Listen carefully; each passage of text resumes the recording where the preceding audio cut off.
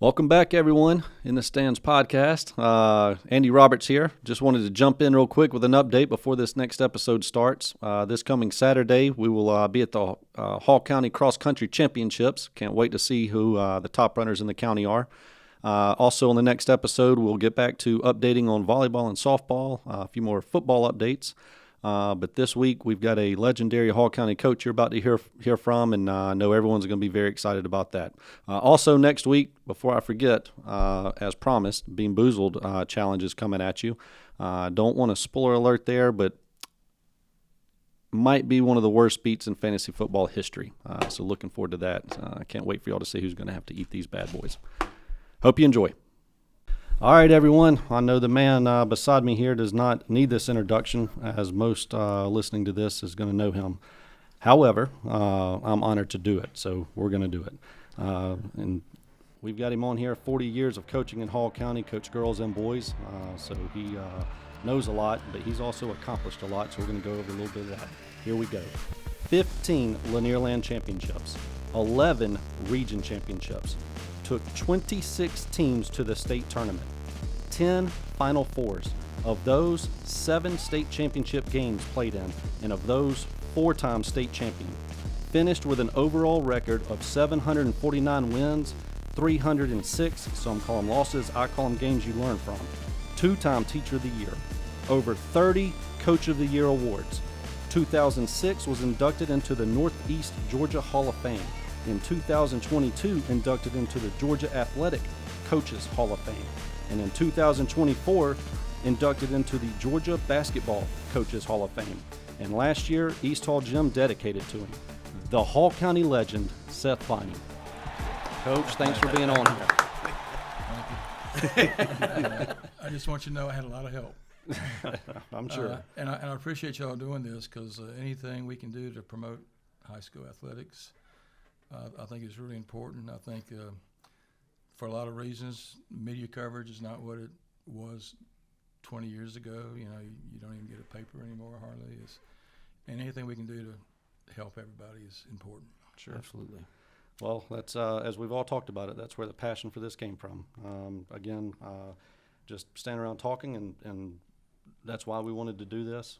And I'm going to go ahead and tell you, in the last 6 months of talking about this, and then once we realized this was going to come, something we were going to go after, your name was probably the first one that came up. Oh, yes. Yes. I mean, out of the gate when we talked about having guests on and how are we going to talk about Hall County sports and the changes and promoting it, your name was right out of the gate. So, and we didn't even know if you would even be willing to do it, want to do it. So the three of us, again, thank you. I'm very excited about this.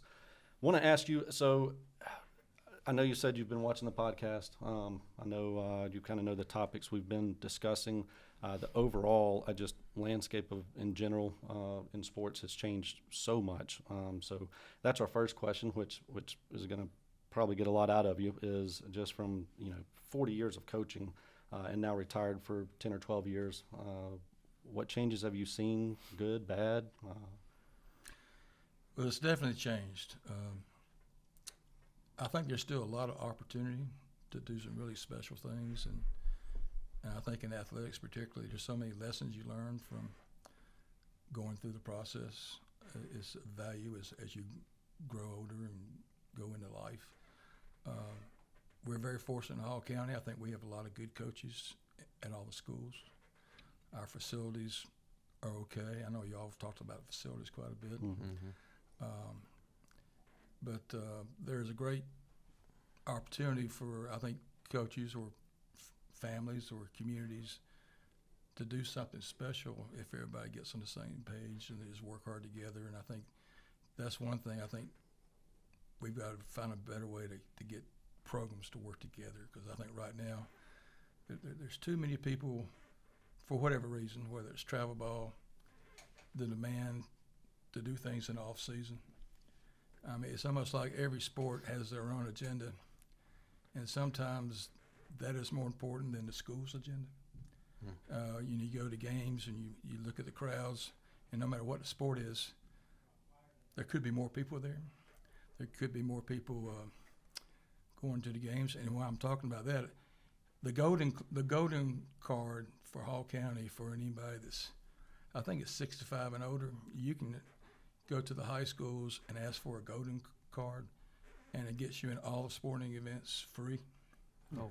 And, for older people or that are retired, it's a great opportunity to stay in touch with your community. I would encourage all those older people to look at that opportunity. But I would just like to see more people attend games, more people to work together.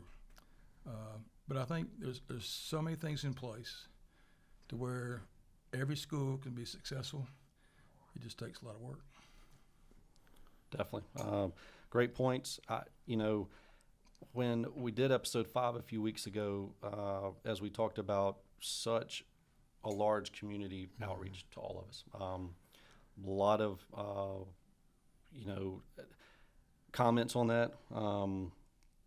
And it was kind of surprising, if you talk Hall County sports right now, I think we all know, again, with what Buford has done as a whole and now Gainesville is doing, probably, I don't know if I'll say controversial topic. I don't know if that's the right word for it, but, it all branches around Gainesville right now. With the size that they've gotten, with the coaches they've brought in, the facilities, the transfers, it all starts there. Yep. And, everybody's got their opinions on if that's good, bad, even out to the other programs in the county, how that affects them. I, to be honest, have heard from a handful from Gainesville that they don't really love how it's going necessarily. Yeah. I've heard some that do, but Right. A little surprising that there's a handful that they're not really loving exactly how it's going. But, which also is why we talk about multi-sport athletes and transfers, because you're correct. I mean, I've got sons playing right now, and from what I've seen, you hear coaches say, hey, we want them to be multi-sport athletes. We encourage that. But then when it comes down to it, you're right. All the programs have their own agenda, and they'll encourage it as long as it does not go outside that agenda. The second that happens, things kind of start changing. And I do think a lot of it's from travel. I mean, travel baseball now is such a large business. I know a lot of parents feel the pressure that their athletes need to be playing year-round baseball. I don't agree with that, but it's almost like that has come down to the schools, that now the coaches have almost made their programs year-round. I mean, I don't know many coaches that don't offer something in the entire offseason Yeah. that they do, or put the pressure on the students To go get work or Yes. play for a team, yeah. Exactly. So, what are your thoughts on that? Well, I think first off, as far as facilities and what Gainesville's doing, if you look at the unbelievable things like Gainesville's doing in Buford, you're looking at school systems where there's only one school. Right. And if you look at that list of the top highest paid coaches in the state, if you look at that list, they're all one school districts. Okay. You won't find a multi-school district in that group, and that's where, a community gets together and decides this is what we want to do. And at Gainesville, and I know some of the coaches in AD, they're trying to provide basically a college experience for the high school athlete, and they do a pretty good job of that. How they're financing it, I'm not quite sure. I guess they have some way to do it, but when you talk about feeding your athletes supper every afternoon. Yeah. I mean, that's unheard of. And what they have done, what they've done with facilities, it's good if that's what you want to do. And you're talking about people that aren't happy. I'm sure that, if you're a long-time Gainesville supporter and your child has grown up in Gainesville schools and their dream is to play for Gainesville, and they've spent their entire year working towards that dream, and now all of a sudden they have transfers coming in that are better athletes than you are, and now you don't have that opportunity because what they've done. You got to either move and go somewhere else, or you got to deal with it. And finding the right balance is hard to do sometimes. Yeah. But I think that's some of what's going on. So, looking at Hall County and the facilities of Hall County, since we're a 7-school school system, I don't think you're going to see major changes in facilities to compare them to Gainesville or Beaufort because the county can't afford that. And Right. I think they're going to probably do for one what they do for everybody, which I don't know if that's 100% correct, but that's the way it's done. Right. Makes sense. Yeah, I think you're spot on with all of that. And, as a parent, I know that's one of the biggest stresses you can deal with if you've got a student athlete, and especially the ones that have a passion and dream for these sports, and they're, working hard, putting the extra work in. And it is such a touchy subject because, okay, on one hand, if they want to play in college, they're going to deal with all this in college. They're going to get there, and who's coming in next year, somebody better, injuries, that kind of thing. So, some would say, hey, you're going to deal with it at the next level. You've got to get used to it. You got to compete. I get that. At the same time, like you said, you've grown up in a school system and in a county, and then all of a sudden your dream comes in high school. Is that too soon? I don't know. I don't think there's a right answer for it. I just know that that's a big stress right now. And so, the feedback we've gotten has been a lot about that. And because of Beaufort and Gainesville, it is now creating transfers within the county. Yep. You see a lot of that, a lot of moving around. And, at the end of the day, it has definitely helped some programs also in the county be successful. But we've already seen it, and we are seeing it, that does also come with a cost of costing a student athlete playing time or their position. So it's, there's a lot of good things happening. At the same time, it's, the landscape is just so different now. I think one thing we've got to do is find a way to encourage more students to participate at a younger age. Because now, and I think a lot of it has to do with the change in the park and rec structure. When they changed the structure to where the football teams were basically representative of the high schools. So instead of White Suffolk having a team and Lula having a team, now you have the East Hall Junior Vikings. And because of that structure, they decided to do that with all sports. So I know years ago, and since I was coaching at East Hall, we would have 2 or 3 teams from White Sulphur, 2 or 3 teams from Alula, 2 or 3 teams from Tadmore, all in the same age group. Now, if you go look at the East Hall kids playing basketball, you'll be hard-pressed to find one team that represents the whole East Hall area, where previously we would have 5 or 6 teams from the East Hall area. So kids are not playing like they were years ago. And we got to figure out a way to change that. And because if kids aren't playing at a younger age, they're not going to play as they get older. And I know both of y'all have coached in the youth sports. Yeah. And I don't know if y'all seen the same problems at Cherokee Bluff, but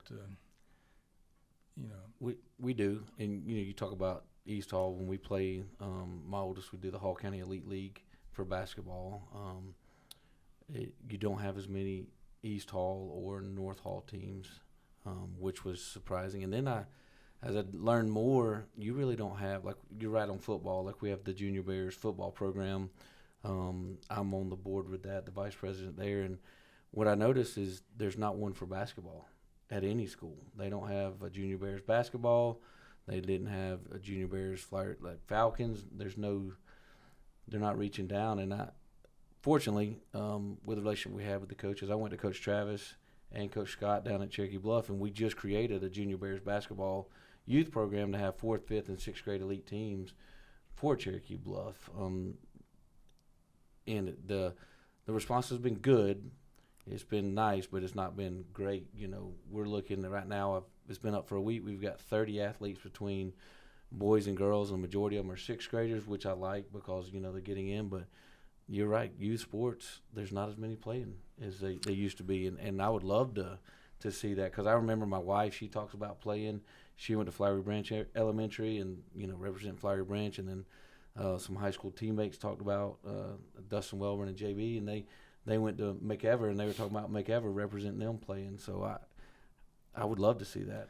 You know, the structure has changed so much that it used to be kids would stay after school, practice in their own gym, be coached by their parents, and they never had to leave the campus of the school. Yeah. Now, they leave school, they go home, somebody's got to take them to practice wherever it may be, and it could be 5-10 miles away from where you live, and parents that are working have a hard time doing that, and it just makes it difficult. So, you know, I would encourage, you know, our park and rec departments to look at that and see if you can't find a way to kind of reorganize things a little bit to make it easier for kids to participate. That'd be good. And I think travel has put a big dent in that as well. Yeah. I know Park and Rec and a long time ago when I played, but I still to this day know a lot of people from other county schools because we all played Park and Rec together. You know, you grew up in baseball. Everybody played for Gainesville Park and Rec. What was I mean, just everybody from all over the county played there, and it was great. It was competitive. You got to know everybody. Now that is not the case. Travel, you know, I know travel baseball now it's feeding down to all sports. Travel, at any age now you can go join a travel team. But it's sad because now, you know, travel baseballs, 6-year-olds are now playing travel. Yes. And so I know at Park and Rec, like Gainesville Park and Rec, you know, up until 9U's coach pitch, and that seems to be still have a pretty good following and somewhat competitive. And then from there, it drops off because now all the parents feel the pressure of, well, if your child plays baseball, they better get on a travel team or they're going to be left behind, right? So now you've got the parents that are having to make the decision of a very expensive hobby to go do that, traveling all over the place. But the bigger issue is Park and Rec. After 9U is just there's very few teams. There is. It's not as competitive. You know, and it's sad. It's taken a lot away from the county and the city. But I don't know if it's ever going to go back. It's forcing you to make decisions way too soon for your children. Yeah. I mean, if they're deciding to concentrate on one sport before high school, you're making a decision way too early. And I think maybe sophomore, junior years, if you're that kind of athlete and you make that decision to concentrate on one sport, that's when it needs to happen. But you're right, the pressure, depending on the program, but the pressure to play on a certain team and a certain school, you may be forced to concentrate on one, and that's just a beast that we've created by having programs that are pretty good, and the demand is such, you know, you can only play so many people. Yeah. You know, and so it's a challenge. It really is. It's a challenge. It's sad. You know, I see it on kids' faces. I see it on the parents' faces. The pressure, and it shouldn't be like that. I mean, you're right. At these ages, that should not be there. And unfortunately, now the coaches, whether inadvertently or on purpose, are now putting a lot of pressure on because I think they're feeling the pressure. You know, that's another thing. You know, I'm going to go ahead and tell you from this entire list that I loved reading off. When I was researching and jotting this list down, the thing that stood out to me most is your overall record, 749 wins, and only 306 losses. And the reason that stands out is because of how long I know you were at East Hall. You coached girls around 13 years, went back and coached boys around 15 years. You know, even though you've coached at a handful of schools, you were not bouncing back and forth in programs and things like that. And you were at one program, and you don't get to pick and choose who comes to play for you. I'm sure at times you might have had an athlete or two transfer in because they wanted to play for Coach Vining, but that's a lot of years of just whatever group came up, that's who you had. And to have a winning record like that says a lot about you. I mean, that's impressive. You don't see that many, you know. Well, I was fortunate to coach at a lot of good schools that supported us. But, you know, I won 4 games my first year.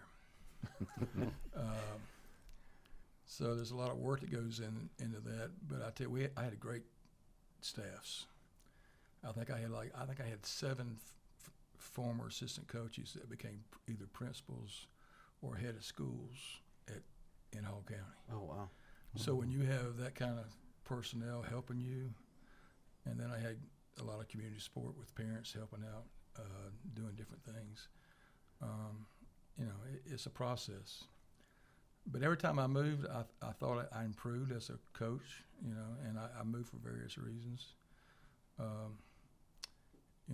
Deciding to go to Gainesville College was an opportunity to get into college, but then you talk about how things can change. Hugh Mills hired me. He retired after the first year. New president comes in. His vision for athletics at a junior college was not the same. And that's one reason I went to Johnson at that time. And of course, when I did that, that's when they closed programs down. When I decided to go to Johnson, they decided, well, now's the time just to shut down athletics, and they did. Oh, wow. So your leadership is so important, whether it's the principal or the AD or the school board. The opportunity that they give you to build your program and do things the right way is important, and I think the leadership is something that needs to be there. I was one of those coaches that always wanted to build it from the ground up. I was always working with the young kids. I was always working with the park and rec teams, the middle school teams, trying to help them develop. I'm not sure how much of that is happening now across the board, but that's the way I tried to do it. And I was very blessed to be in the right situation to be able to do that. And speaking of leadership, athletic directors, I was absolutely shocked to hear that, as far as all athletic directors in the county as a whole, Hall County, Gainesville, Lakeview, the only time they meet annually is for the Lanierland tournament to discuss the Lanierland basketball tournament. And to me, that's shocking. With everything that's going on with athletics in the county, I would just think that they could all help each other with some things. And like you said, getting on the same page, I think, would help them all. But I was shocked about that. Their only annual meeting is for Lanierland basketball. And other than that, they don't meet. That is shocking, and hopefully that maybe that'll change. But one thing that's happened since when I started coaching, of course, we have more schools, but like for Lanierland, we used to meet as coaches, and we would pick the officials. Oh. And we would, each school would have a chance to nominate who you wanted to call the games, and then we'd vote on the officials. Wow. And then we would offer those officials the opportunity to call our games. Now the state handles all that. But it used to be an opportunity for our coaches to get together. You talk about ADs. I don't think coaches get together and talk too much either.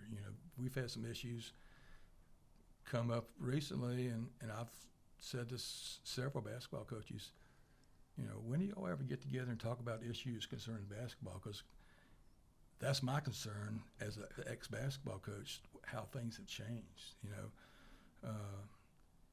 No spring practice for basketball, and basically every other sport has a spring practice. Somebody needs to be pushing the state to allow that to happen.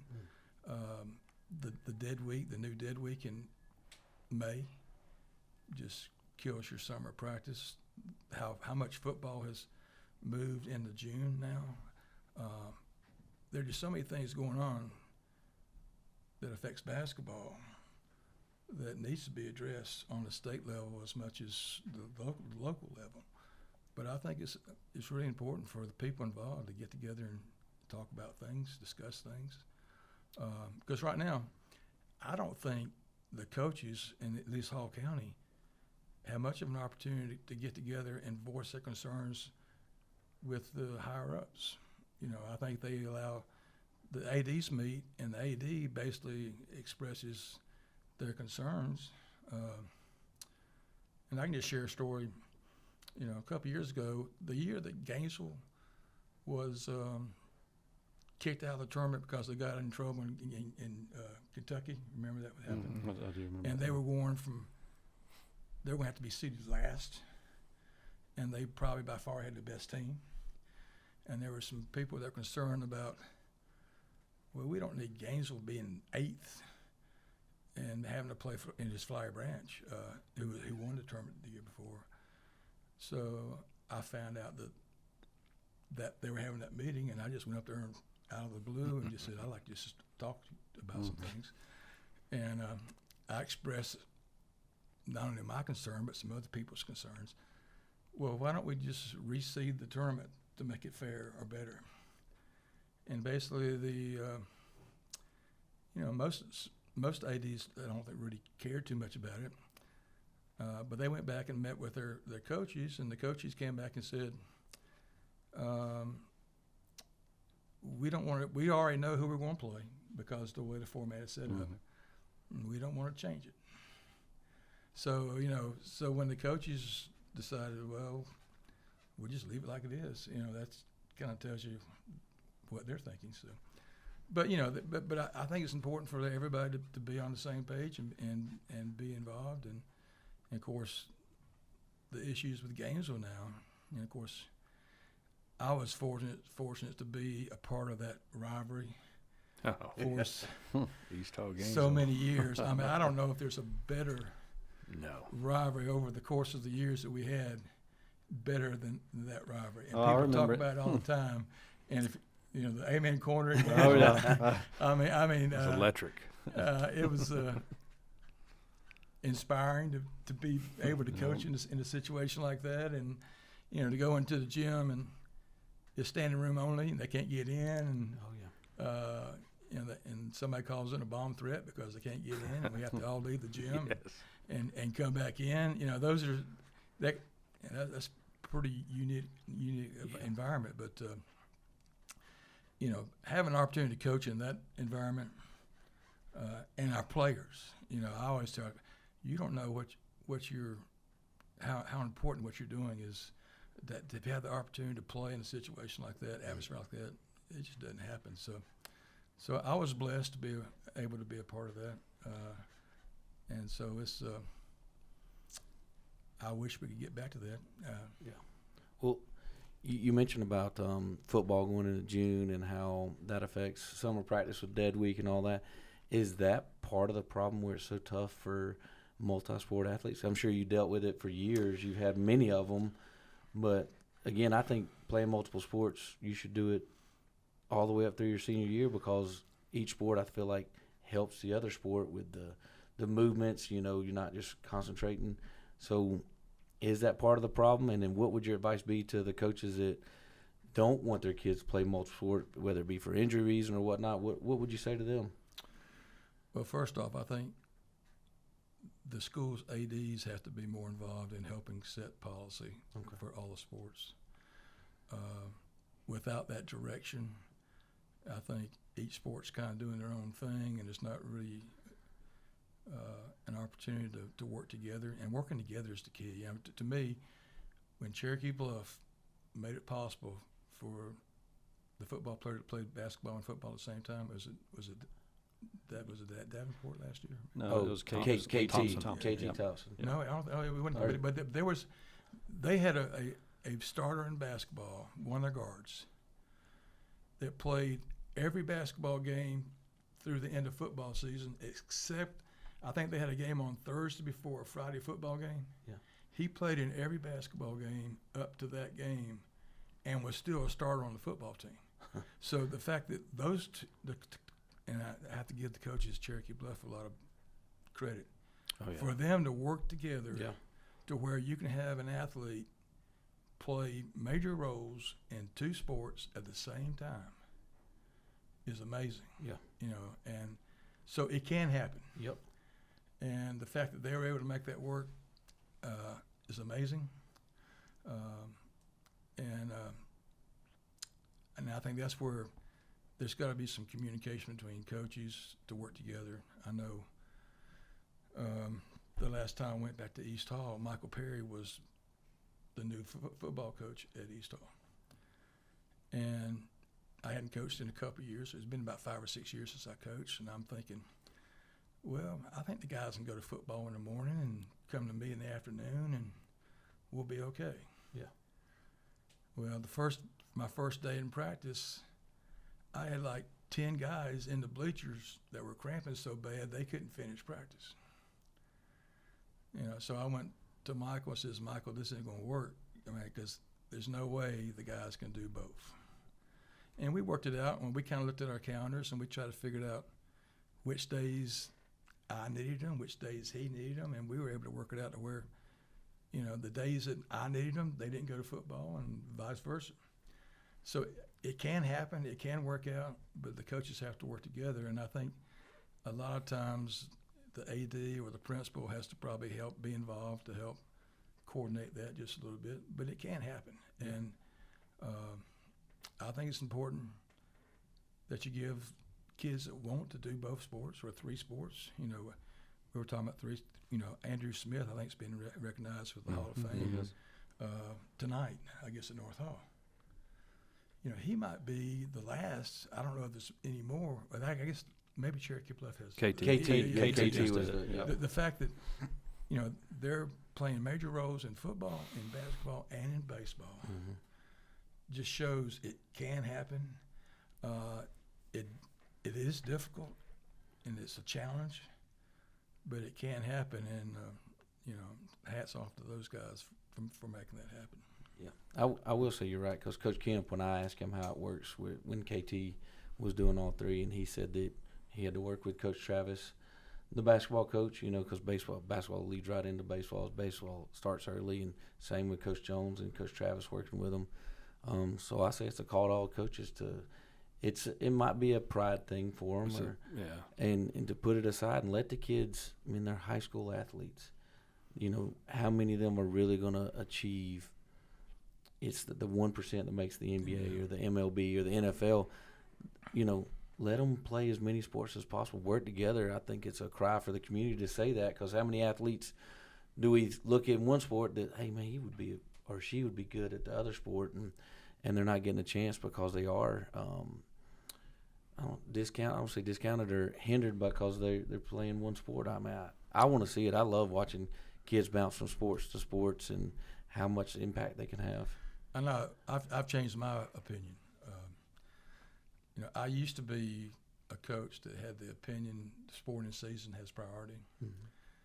And so if I had a baseball player that wanted to work on baseball, my approach was, it's basketball season. When basketball's over, you go to baseball.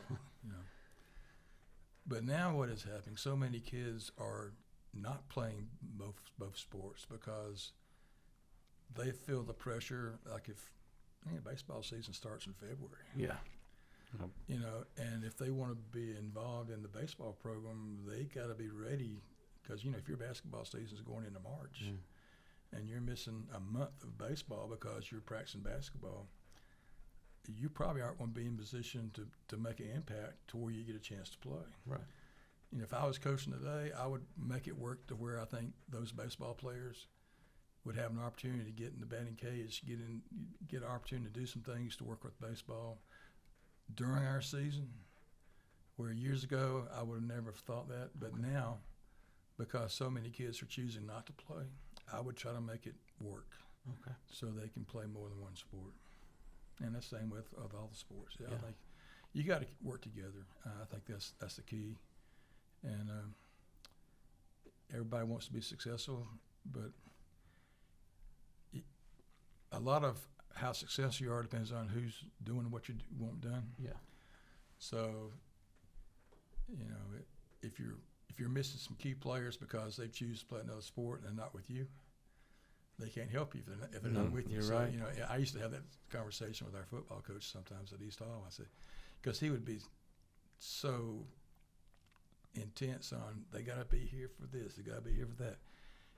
And my point was, hey, if they're with you in August to the rest of you've got them, Quit worrying about what they're doing in June, because if they're with you and during the season, you got them. But if you make it so hard for them that they choose not to play because of the pressure you're putting on them, they're not going to be out there. So I would rather have the athletes to help you be successful out there with you rather than in the bleachers watching. So I think you have to work together. That's a great point.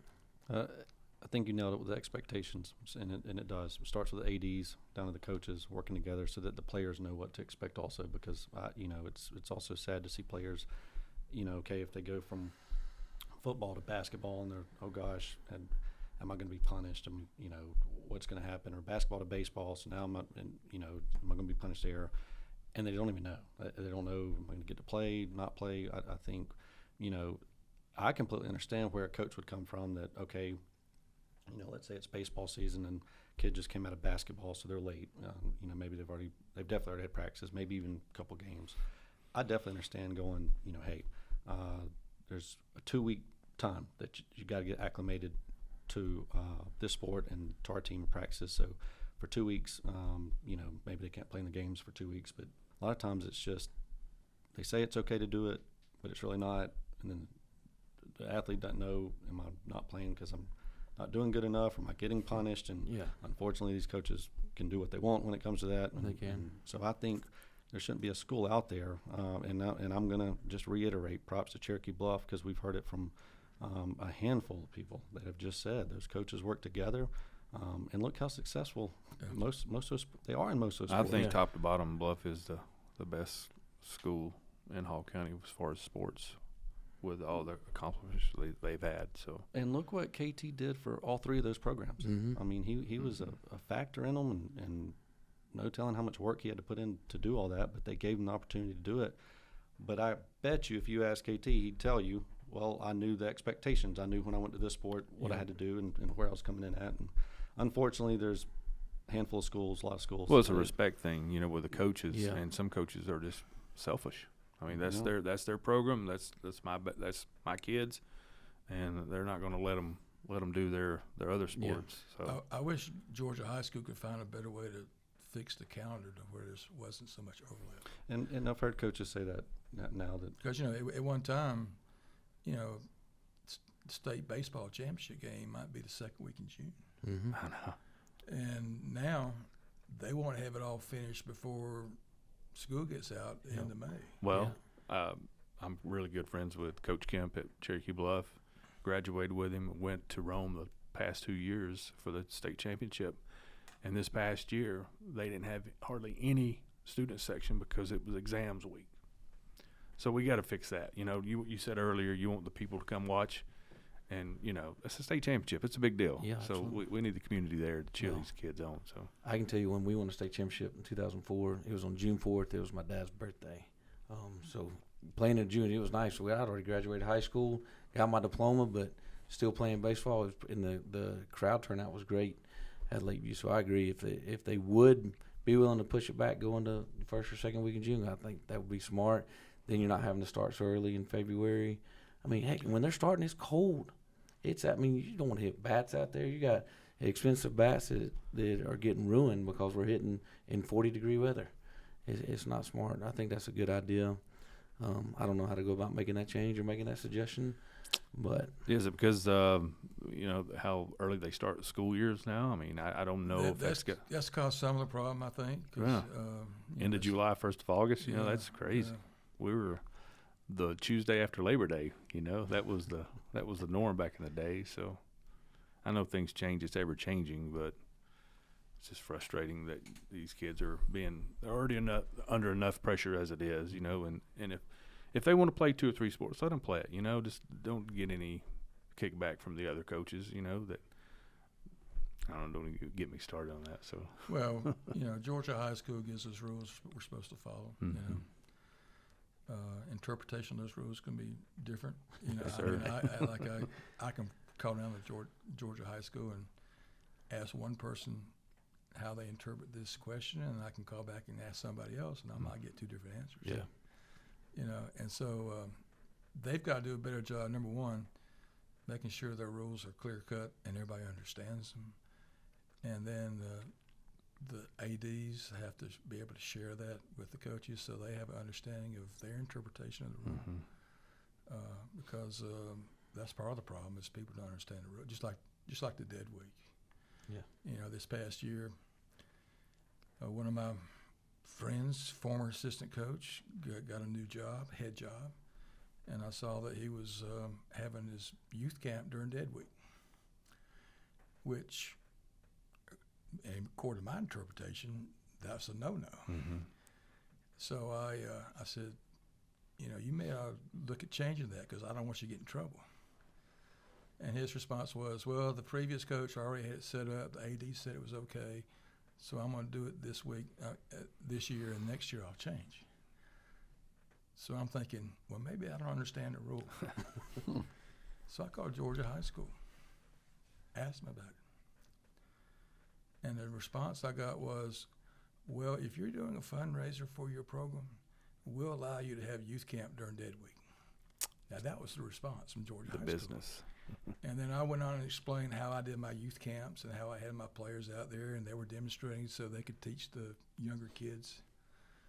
And the response was, well, that's a little gray area. And I said, yeah, that's a lot of gray area. And I said, y'all need to eliminate that gray area because you can interpret that because most schools will shut down their campus on dead week. Right. And you can't even go anywhere to do anything. But yet they're going to let you go in with your team and have a youth camp during dead week. So I said, well, if I was still coaching, I would have a youth camp every dead week. And that way my players have access to get into the gym and work on their game. Yep. So, Georgia High School has to do a better job explaining their interpretation of the rules. The ADs need to do a better job explaining it to their coaches. And then we all got to try to follow the rules. Sure. And that's part of the problem. Georgia High School, I don't know how well they monitor the rules that in place now. We don't need more rules. We just need to make sure we follow the ones we have. Yeah.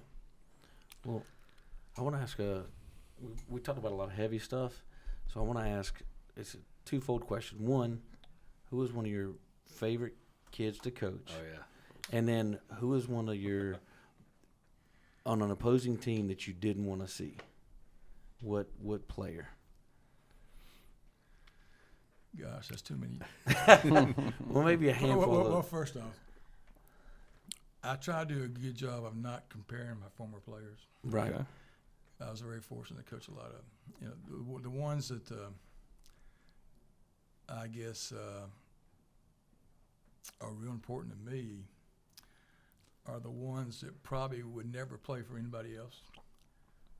But because if they understood what we wanted them to do and how it needed to be done, and they're willing to go out and do something that maybe other kids wouldn't do because it's tough, those are the ones that I think made our program really better than average, is getting those kids to buy in and do what needed to be done in their role. Okay.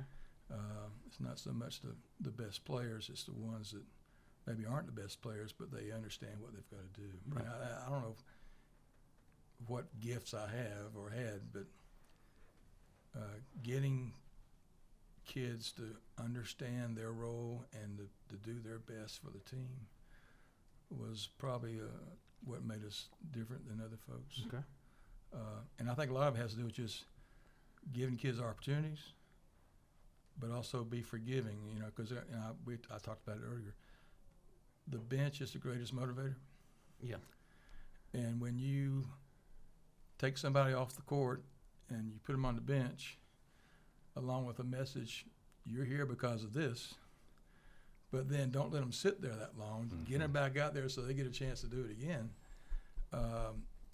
Getting that message is a key. And I think because we played a lot of players, we all had the same goal, and that's to be as good as we could be. And those are the ones that are special. As far as somebody that I didn't want to go against, The Amen Corner. probably no. Amen Quarter was, I think most of us were motivated by Amen Quarter. I know your team was. I'm going to tell you right now, and Loggins are going to get a kick out of this because, well, the three of us are big Tar Heel fans. And so to say I'm not a Duke fan is an understatement. Yeah. But I've always given Duke props. Like Cameron Crazies. Yes, and with Coach K there, that you just couldn't ever count them out. No. One thing about Duke, you just just can't ever seem to count them out, which of course just got all over us. And it was the same when East Hall was in that gym and you were coaching them. And you're right, standing room only, looking up, and that amen corner that it's crazy what we're allowed to do and say would never go these days. But you had those teams ready, and it would just I would be there going at times, how are they not buckling under this pressure? They've been called every name in the book. We had a 10-point lead, and now they're leading. So, I mean, props to you. It definitely motivated you. You had your teams ready for it. I wish everybody could have experienced Amen Corner to understand what we're saying. Yeah, the early 90s was special. You know, we always try to play good teams. You know, I think in my career, particularly with the boys, I think there was only one year that we won our first 5 games. We always had a loss. Mm-hmm. And part of that was we were playing pretty good teams, and the other part was I was probably playing people that weren't quite ready to play yet. But the process was they had to get out there and learn as we went and grow as the season went along. So I think that's one reason why we always had losses. But, you know, Dwight Howard was inducted into the Hall of Fame That's what I was going last week. You know, I always try to have some good teams coming to East Hall in our preseason tournament. I mean, we had Brookwood. I'm not Brookwood. Burt Morrow when they won 2 state championships. We had Marietta when they were state champions. I had Southwest Atlanta Christian coming in so we could play Dwight Howard, and then Banneker had 2 6'5" guys. When I went to Georgetown that beat us in the semifinals, so we didn't get to play Great Atlanta. We got to watch Dwight Howard play, but we didn't get to play him. And that one year, South Gwinnett, we had South Gwinnett come up when Lou Williams was playing at South Gwinnett. We invited Richard Baker to come up and play us on Martin Luther King holiday one year. You know, and that's kind of where I learned some of my lessons about how you want to play. It was, Definitely. you know, I remember we played them in the state championship game, and you know we had 2 charging calls that went against us early we were ahead, and I had to sit one of my players was Mark Cosby. I had to sit Mark Cosby because he got 2 charges, and that changed the whole complexion of the game. But we were giving up like 3 to 5 inches per man, and they were playing 10 guys like we were playing 10 guys, and they had the best team in the state probably of any classification that year, and we got beat. I don't know how many it is, but we probably got beat about 30-something points in the state championship. Oh man! So you know, so you learn as you go, but you know, we tried to play good folks because I think that's how you get better. You know, and that's why, you know, if I was coaching now, we would be trying to schedule games, or at least for 1 game a year, just so that we, of course, that game last year when East Hall beat Gainesville last year, I enjoyed that game as much as any game I've enjoyed in probably 20 years. Wow. Because it was like it used to be. Yes. Oh, yeah. That was a great game, and Gainesville has had a really good team. And it's like, and I'm hoping, I think they'll probably play each other again this year in probably the semifinals. So I'm hoping that's going to turn out. It's going to be a good game. But Gainesville's really good. Gainesville's got. Gainesville looks like a college team. Yeah, they do. They've got size. Yeah, they're going to be good. Do you miss it? Oh yeah. you know, my biggest challenge right now is keeping my wife a retired coach's wife. You know, Kathy was the best coach's wife for 39 years, and when I went back, and I didn't really even discuss it with her. When I decided to step aside, I knew that going back into coaching changed our lifestyle to the point where it wasn't fair to her. And because you know, I still enjoy getting in the gym now. You know, I went to a coach's clinic this morning just to see some folks. You know, it's a great way to earn a living, I guess. There's nothing better than seeing a young person grow and get excited about something they're able to do because they have made progress, and particularly if you're working with young kids like the younger age, you know, there's such a joy in seeing that and being a part of it, and the opportunity to work with your children is so valuable, and it goes by so quick. I was very fortunate. I had a chance to coach my son, and he made it special. You know, everybody talks about how'd y'all make it work out. You know, it wasn't me; it was Adam. Yeah. I mean, he's a special person, and he made it work. And I got to coach my daughter a little bit, though I suffered when my daughter was playing, because a lot of time I was in the dressing room addressing my team or talking to my team, and I was missing my daughter's games, and I struggled with that sometimes because I felt like I missed a part of her athletic career because I was coaching also. Yeah. You know, but for the time you get to work with your children and coach them, enjoy it because it goes by pretty quick. Well, as we wrap up here, I do want to say you got to make us one promise. If you're ever going back out there to coach, you got to announce it on here. Absolutely. Absolutely. Well, I don't think that's going to happen because I'm dedicated to keeping my wife. Yeah, I understand. Trust me. Well, speaking of Adam, and you said he was special, right? And I told Andy this earlier.